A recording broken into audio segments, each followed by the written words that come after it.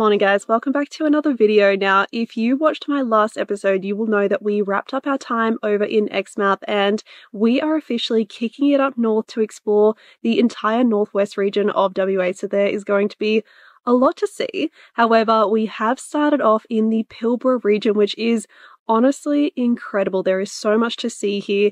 It is like, I think, some of the oldest rock formations in the world in this area. And of course, the famous red dirt. So the BT is probably not going to be looking too clean for the next couple of weeks or months even. But I have gotten up so early and I've been met with the most beautiful sunrise, and then top that off with a rainbow literally right behind us as well. So definitely reasons to be a morning person. Now, in this video, we are actually in the Karijini National Park. So there is a heap of hikes that we'll be doing in this video. There's probably going to be too much. We're going to see how much we can cram in. I will be kicking it off at the Hammersley Gorge first. So I think this is probably the most well-known hike in the area. So this one's probably the shortest one, but I wanted to get up early to beat the crowd. But not only that, these gorges can get up to like 40 to 50 degrees throughout the day. There is lots of swimming though, so hopefully that helps cool us down. But let's get on down. We're going to start relatively early. We might just chill out at the pool once we get there until it's warm enough to actually jump in though.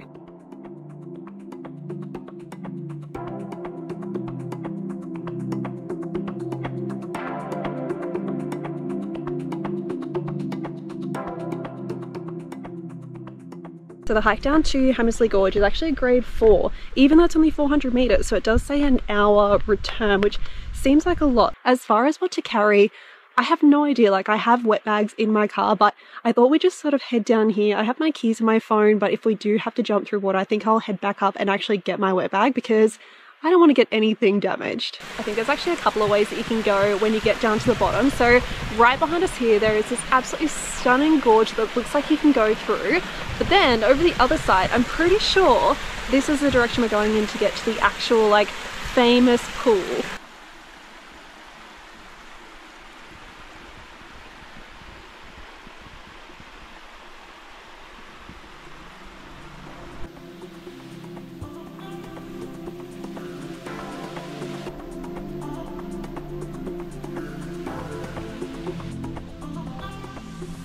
I could be wrong, but I'm pretty sure I can spot the little spa literally over there in the corner. This water is insane. It is like so blue and obviously green in some sections where you wouldn't be swimming. But in case you're curious, there is apparently no crocodiles in this area, although I'm sure some of the water is going to look a little bit questionable, but we are very safe to pretty much swim anywhere as long as it's obviously advised to do so.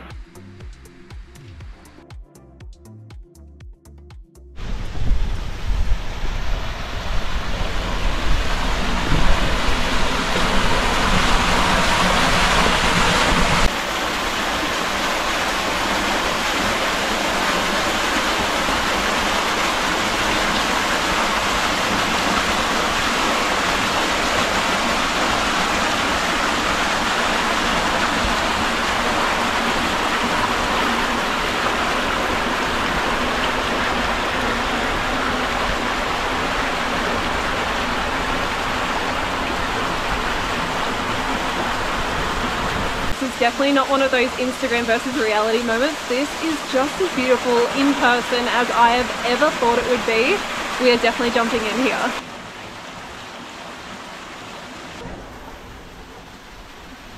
It's definitely cold, but the longer I sit in it, I feel like it's getting a little bit better, but I just want that sun to come over that peak just a little bit. I feel like that would just be perfect, but already that water is so blue, so I can only imagine what it's like when the sun hits it.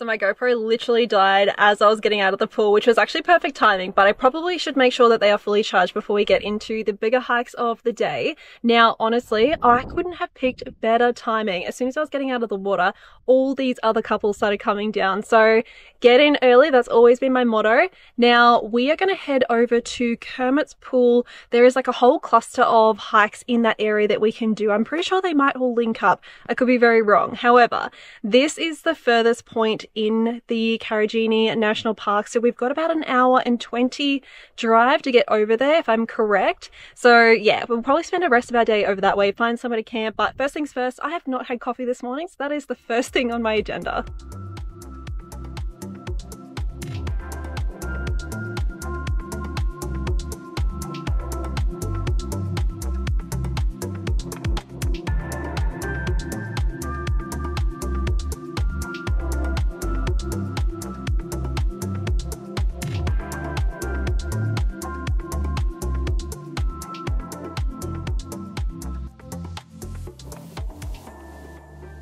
I had a little bit of reception as I was driving over here, so I pulled over and I jumped onto All Trails just to figure out what types of tracks we are looking at for our hikes for this area.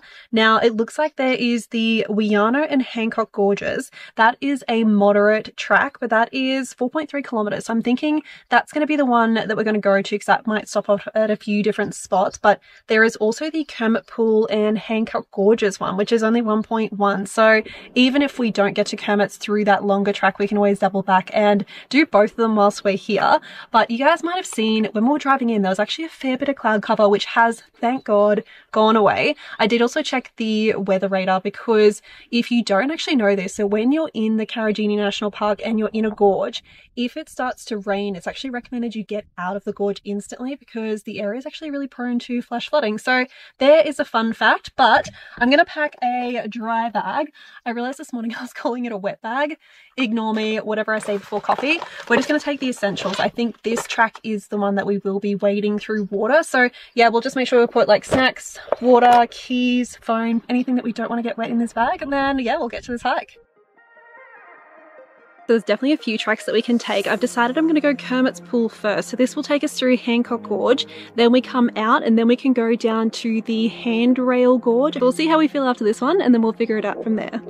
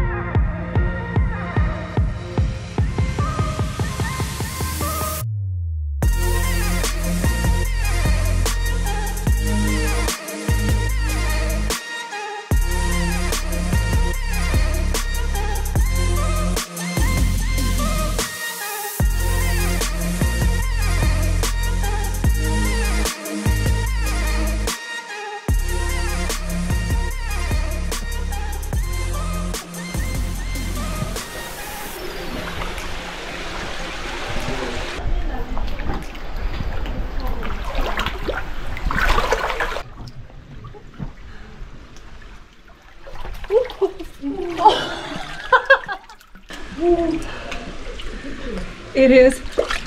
It's so cold.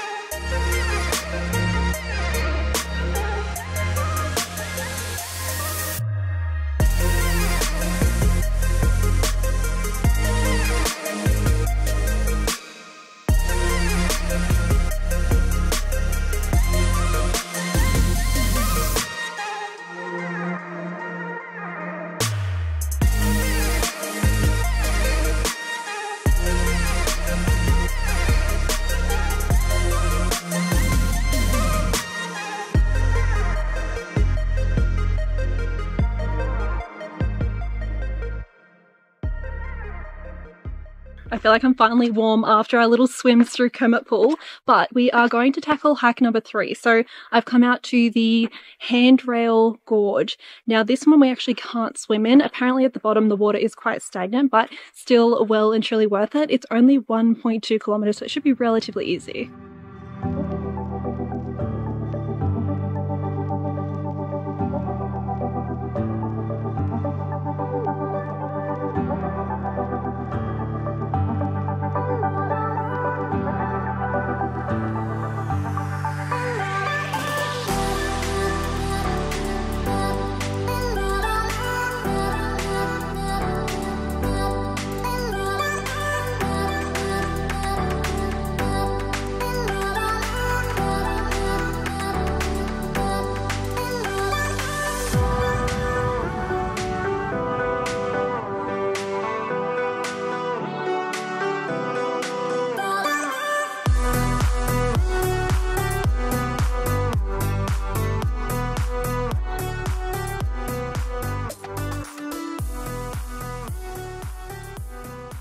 So we have ticked off some pretty incredible gorge walks already.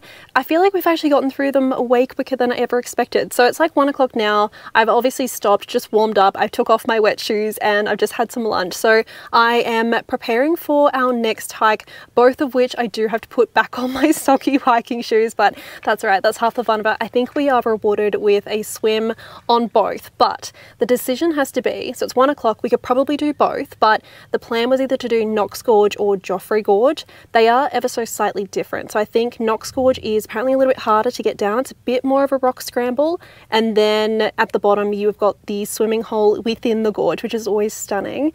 Then Joffre, I think, is a little bit easier, probably the same distance in all honesty, but you're sort of met with more of like an open pool to swim in, similar to what we just saw, but less stagnant water, and you actually can swim in there. So I'm not sure if I just do one or if I do both, but like I said, we've still got so much time in our day. So I'm thinking we might head over to Knox Gorge first. If it's the harder one, we'll do that, see if we enjoy it, and then we can always tick off Joffre as well. But I did warn you guys, there is so much to do in this area. So it looks like with Knox Gorge, you can actually just go straight to the lookout, or you can do the 2-kilometer hike down to the gorge, which is exactly what we are going to do. Already, this is so beautiful. I'm thinking because it's a little bit later in the day now that I'm getting into the gorge, we might just finish it off with this one, because I can tell that the light obviously diminishes a lot quicker in the gorge itself.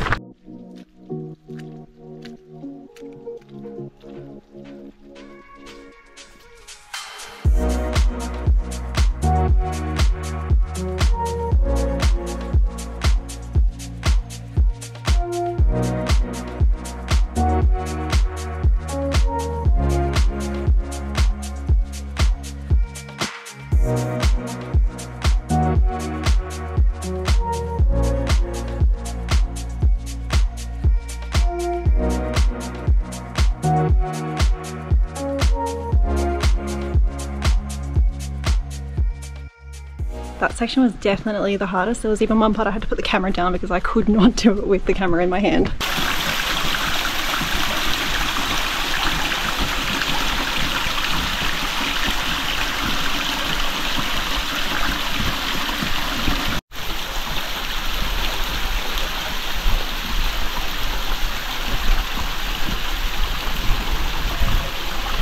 Don't get me wrong, this is absolutely stunning, and it was my intention to swim whilst I was down here, but it's actually looking a little bit green. Even though it's not stagnant water, there's definitely movement, but yeah, I feel like I'm going to give this one a miss, and we're going to hike back up and then figure out where we're camping for tonight.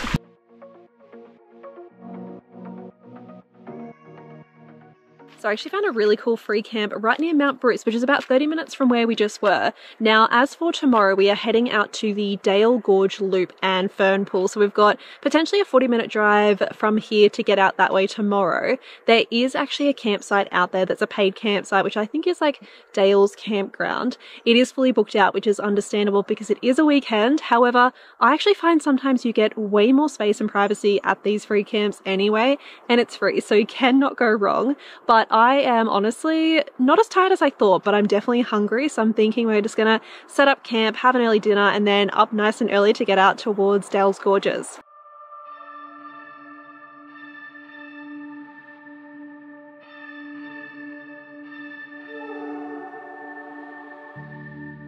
I feel like winter has literally kicked in overnight because it is freezing this morning. I have actually made it out to Fortescue Falls. So we're about to do a hike, so hopefully that warms us up a little bit. This particular hike is 1.6 kilometers out and back, so it'll take us to the Fortescue Falls as well as Fern Pool. So there is definitely going to be a lot of swimming today, so hopefully the water's not too icy, but these spots are particularly quite popular because Dale's campground is literally right next door. So if you do camp there, you could probably just like walk straight down here from the camp rather than having to drive. That's probably the one perk about camping local, but these tracks are super easy. So I might actually pack a little bit more today in regards to picnic rug because we might chill out there for a little bit.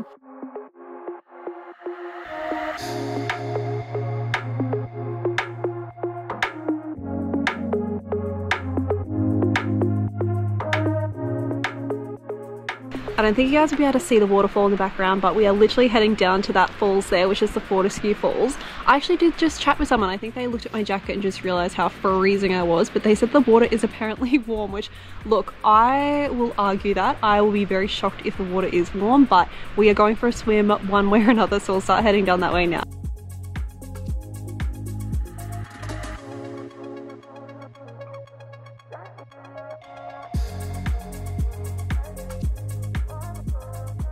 So just like that, we've made it down to Fortescue Falls. That is incredibly stunning, and it was actually really easy to get down here. We are going to continue along to Fern Pool just because we're going to bypass this on the way back. I don't know if you guys can see, there's like that little strip of sunlight that's hitting the water. That looks incredibly beautiful. So I think this might be a good spot once the sun is actually fully reflective on that water.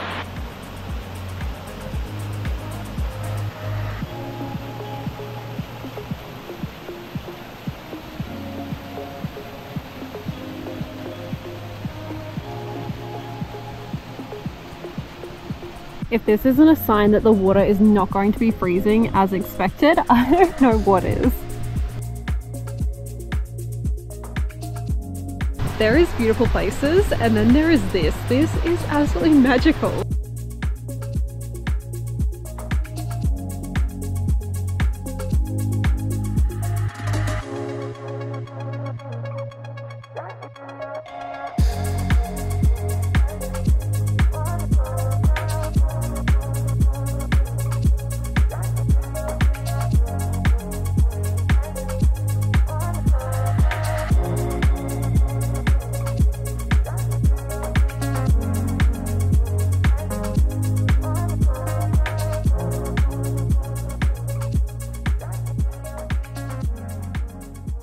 Given how many people are up in the car park, I'm actually surprised there's not more people down here right now, but this is so peaceful, so I'm not even mad that I get to enjoy all of this myself for the time being.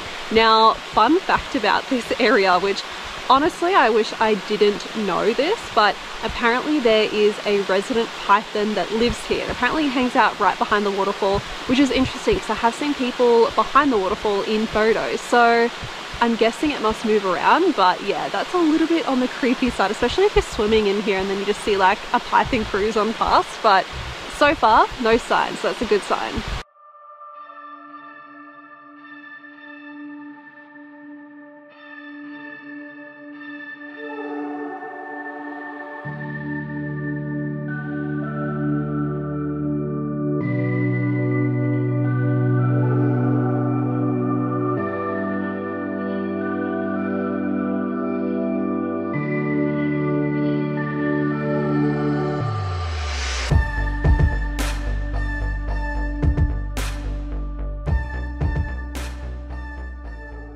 So the lady wasn't lying, the water is actually warmer, however, it is still freezing. I feel like the water just feels warmer in comparison because it's so cold outside of the water, but we are going to start hiking back to the Fortescue Falls, maybe chill out there for a little bit, but yeah, this was so worth it, like so refreshing. I think I'm finally warm enough. It's like 11 o'clock now, it's about 20 degrees, but I don't know what it was, like the water didn't, like obviously the water was cold, I'm not going to say it wasn't cold, but how cold I felt after I got out of it for like the next hour was just insane. Like my whole body was just shaking, so I literally just had hot tea, rugged up, sat in the car for a little bit, but yeah, feeling pretty good now. So I've driven over to Dale's Gorge. We are going to do only half of this hike, so yes, now that I've looked at the map, it looks like this loops up to where we just were as well. So we're just going to do the circular loop. I think it takes you through like the circular pool, and then of course it takes you to the base of Fortescue Falls. So I'm not sure how many kilometers it is, but we'll figure it out once we hit the track.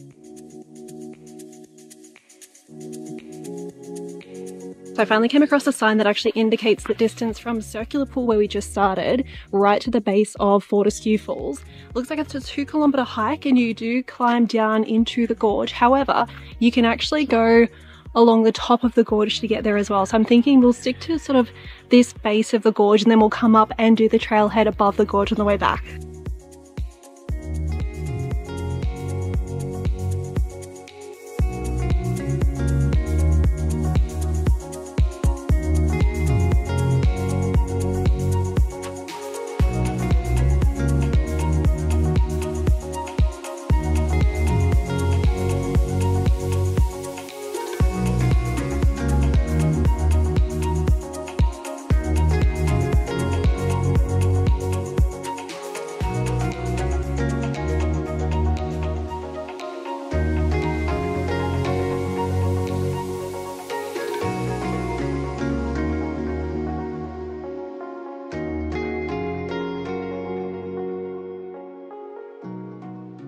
Now, in hindsight, coming back up along the actual gorge itself at midday was probably not my brightest idea. Luckily, there was actually a bit of breeze today, but something to consider when you do that hike yourself. I'd probably, if anything, just come back through the gorge because it was just so stunning and it's a lot cooler that way. Now, I could keep hiking literally all day, but I am very mindful of the timing of this video, and there was one more spot that I wanted to show you guys before I do close off the video, and that is probably, I'm going to say arguably, the best campsite in this area. So I've come back into Tom Price. I had to stock up on a couple of things at the Coles there. And then this campsite is probably about 10-15 minutes from there. So it's called Tiger Eye Pool Turnoff, I think it is. Now, you can probably get to some of the first campsites via 2-wheel drive. I have come up even further. This spot is insane. I camped here last week, but I think I've actually got even better of a spot. You do have to obviously follow a 4-wheel drive track a little bit further, so stick with what you feel comfortable with, but oh my god, it is well and truly rewarded with some of the best views. And I did want to get out here nice and early because we can have a fire, and I thought with all of the hiking that I've done this weekend, I deserve a little bit of a dessert. So usually I cook dinner and show you guys those recipes. Today, I'm actually going to give cinnamon scrolls a try. We'll see how it turns out. So the goal is to get this fire going, and then we can get some coals going nice and early this time, because I think last time I was cooking until so late, which was well and truly past my bedtime, but then I also burnt the living crap out of it because I put the camp oven on the fire, which I now know that you are not supposed to do. So we're going to do everything properly this time, but it's like 3 o'clock now, so hopefully we can get all this burnt down pretty quickly.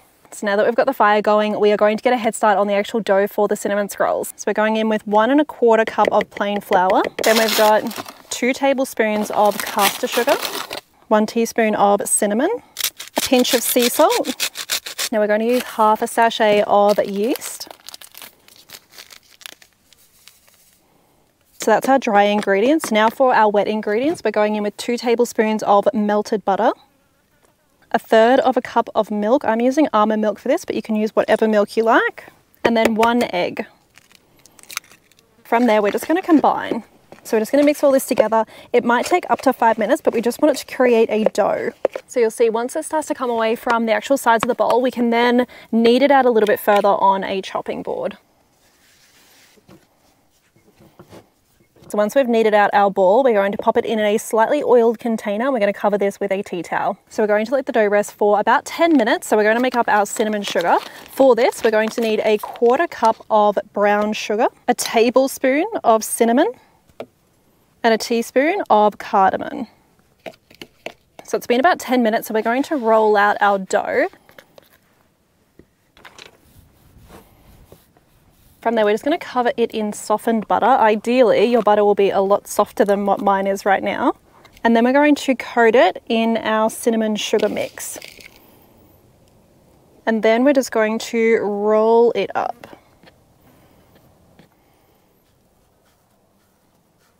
And then we're simply just going to cut our scrolls up into sections.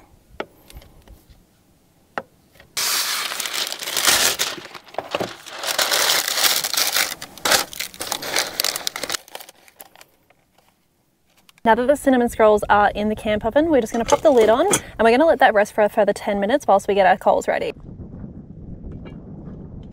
So they're definitely starting to rise. I've got them a little bit closer to the fire, but I don't have the coals ready just yet.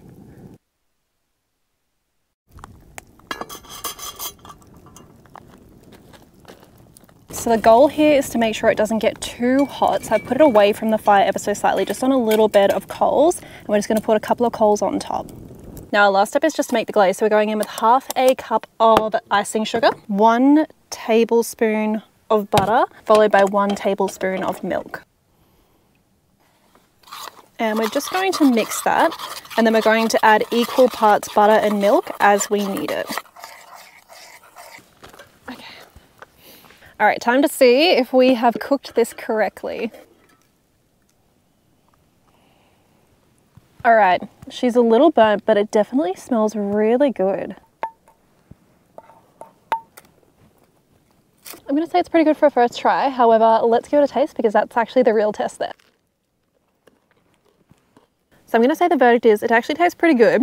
It is definitely burnt on the bottom. So I had it on the fire for about 10 or 15 minutes. So it wasn't too long, but I feel like I could have either done less heat, so further away from the fire, or just taken off a little bit earlier. So I just brought out the middle piece and this looks a little bit more like it should. It's like that nice dough, still burnt on the bottom. But look, practice makes perfect. We will continue to refine our camp oven skills over the next couple of months because I'm pretty sure we can have fires pretty much all up north. So like I said, we'll keep practicing. The rest of my cooking I feel like is pretty good, but I am going to close up this video here. I hope you guys have loved this location. I honestly think I could have split this up over 2 videos in all honesty, but I'm just keen to keep tracking further up north. So make sure you guys check in next week. I will be around this area for a couple more days. I've got a really exciting package, which I will show you guys in the next video. So make sure you stay tuned and I'll see you guys all then.